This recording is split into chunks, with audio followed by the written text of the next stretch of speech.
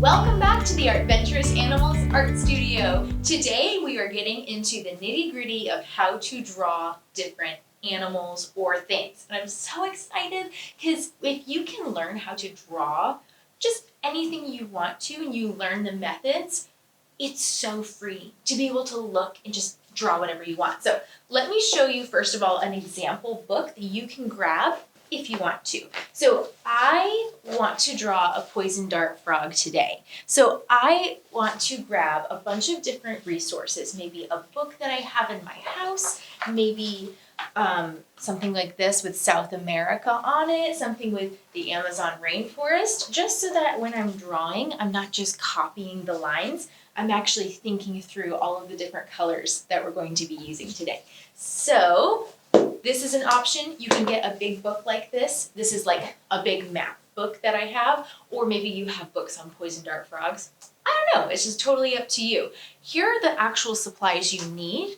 You need this worksheet where we're going to be doing a poison dart frog, a waterfall, and a palm tree. That way we can make a scene of the Amazon rainforest in South America, and you can kind of do this over and over because I'm going to teach you how to do it. And then you're also going to need colored pencils, a pencil with an eraser on it, because the key to drawing is having an eraser. It's okay if you mess up. And then a black marker just like finishes it out, makes it look really good. We use that in lesson 3. The other thing that's optional, which means you don't have to have it, but remember in lesson 2 where we had all of these little pieces, the warm and the cool pieces? This is just like a good idea to have out on your desk as you are drawing or wherever you are, so that you can get inspiration for your animals. One more thing I want to show you really quick. We are going to be making poison dart frogs. So I have a couple that I've made before for like a different lesson like this, and they just have really cool designs on them. So this is why I'm thinking grab something that inspires you. You can get a book with poison dart frogs, get a book with the Amazon rainforest, or possibly, if you have a grown-up with you, you can ask them to look up pictures of real poison dart frogs on the internet, but please make sure you do that with a grown-up. But these are what I'm going to be using when I am drawing my poison dart frog. So let's head over there and get started. Okay, let's start drawing these amazing things that are going to turn into a whole Amazon rainforest. So we're going to start up here with the poison dart frog, and you need your pencil. We always start with pencil because pencils have erasers. I know that seems obvious, but it's because it's okay to make mistakes, and we want to be able to do that really easily. Grabbing my pencil, we're going to start by tracing over these 4 things. This just helps your brain know kind of the general shapes that we're going for. It doesn't have to be very specific or very good. It can just be kind of fast like this, just to kind of give you an idea like, okay, it's going to be bumpy. See, I'm kind of off the line there. It's not about doing it perfectly. I'm just kind of like, okay, that's that, that's that. I love this part when we get to here because we get to add the designs. Okay, that's the other foot right there. These are the back legs. Okay, I'm not going to trace over the designs because the designs will actually be different depending on what you want to do. Now, I'm going to do 1, 2, 3, 4 over in this box here. And remember, it doesn't have to be exactly like mine. I'm going to start with this one. We go out and in and around. Then I add that little eyeball spot here, and then a circle for the eye. And then I'm going to slide down into a point and come back. There's our cute little frog face. It's not exactly the same, but it doesn't have to be. Okay, now I'm going to do this chin part here. So let's go here and then bubble into the back of the body. Let's go back up here and finish it out. Here we go. It should come together in a point. And I don't really like this, so I'm going to erase any of that extra right there. Okay, now let's go on to step number 3. We've got the feet. So I'm going to start here. I'm going inside the body a little bit, and then I'm going to cross over the line, cross over the line. So now I've got one part of the leg, one part of the other side of the leg.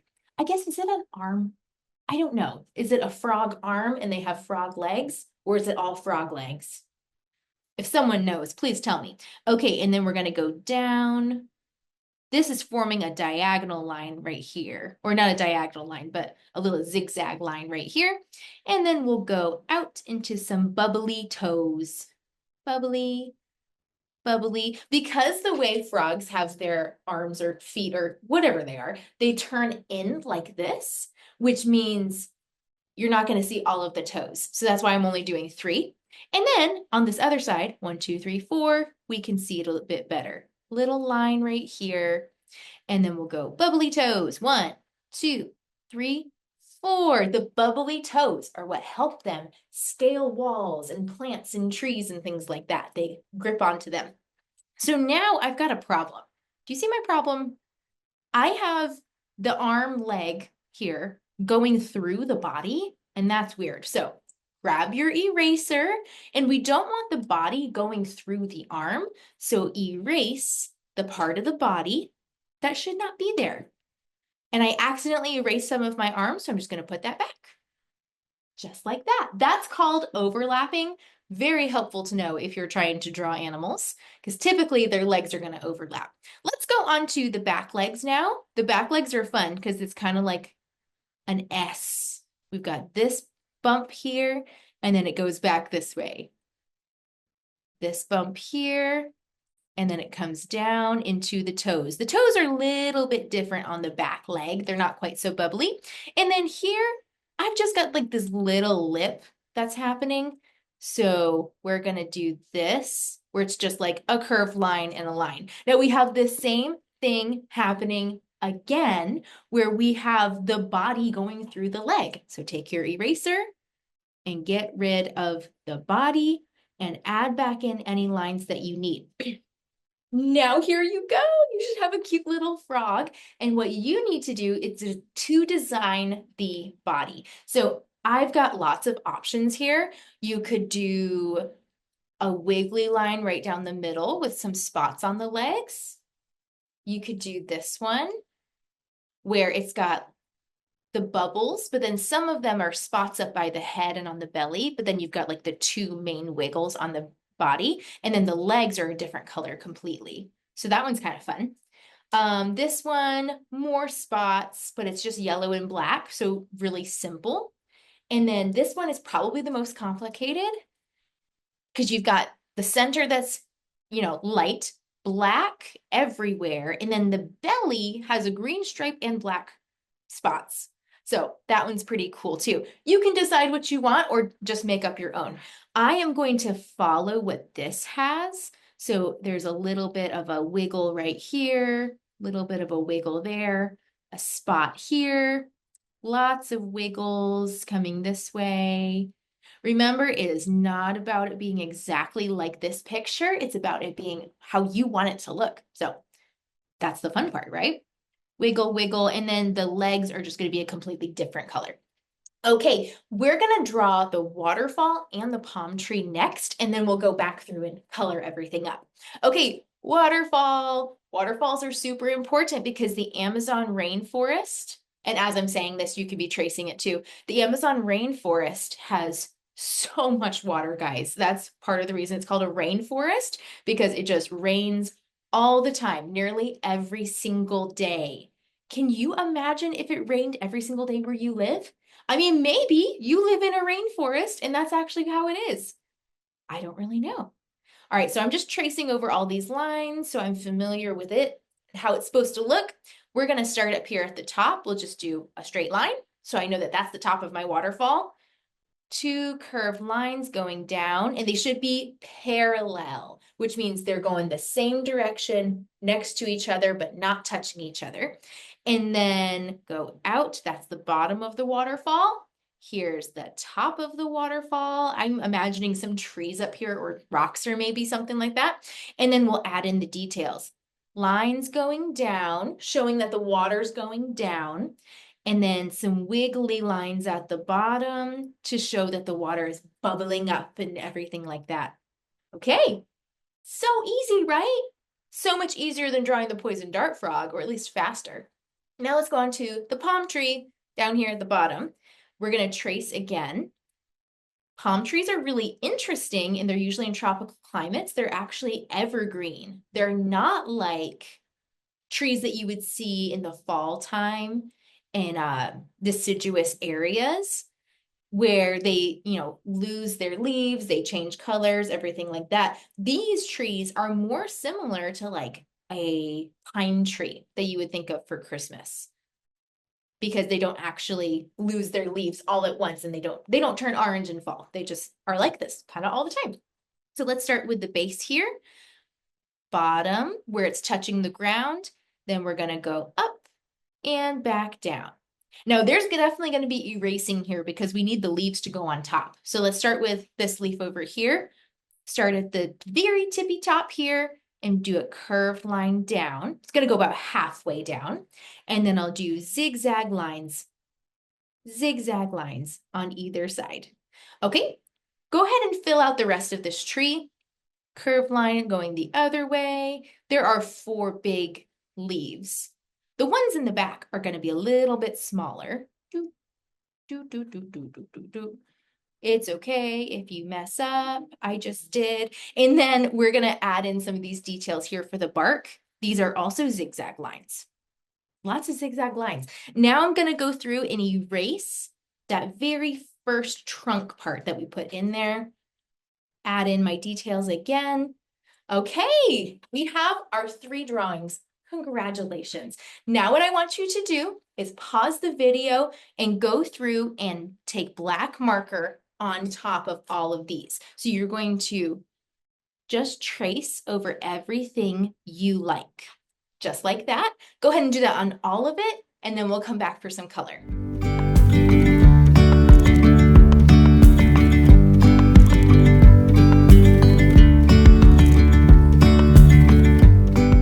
Hey, I hope you enjoyed tracing over all of that. I think it's super relaxing. Now, here's what we need to do for the color part. I want you to make a poison dart frog that has a warm color on it and a cool color on it. So let me give you some examples here. We've got this one and this one.